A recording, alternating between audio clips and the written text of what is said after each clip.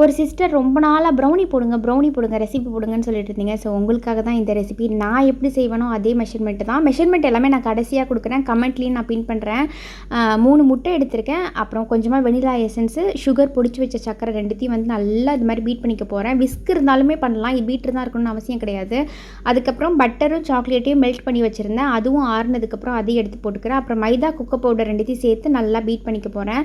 Very very simple sister. இப்போ வந்து கேக்குனா தான் அது வந்து ஸ்பாஞ்சியாக வரணும், உப்பி வரணும், இது மாதிரி நிறைய இருக்குது. பட் ப்ரௌனியில் அதான் எதுவுமே கிடையாது. நம்ம வீட்லேயே பண்ணலாம். அவன் தான் இருக்கணும்னு அவசியமும் கிடையாது. குக்கர்லேயே வந்து நம்ம கல் உப்போ இல்லை ஒரு ஸ்டாண்டோ போட்டுட்டு குக்கர்லேயே கூட பண்ணலாம். பட் பர்ஃபெக்டாக ப்ரௌனி வரணும்னா நம்ம ஓடிஜியில் பண்ணோன்னா சூப்பராக வரும். பட் வீட்டில் சாப்பிட்றதுக்காக நம்ம பண்ணணும்னு நினச்சிங்கன்னா நீங்கள் குக்கர்லேயே கூட பண்ணிக்கலாம். இந்த மெஷர்மெண்ட்டை நான் வந்து டைப் பண்ணி வீடியோட எண்டில் வைக்கிறேன். அண்ட் இது வந்து ப்ரௌனி வந்து எங்கள் கொழுந்தனார் பையனோட பர்த்டேக்காக செஞ்சது.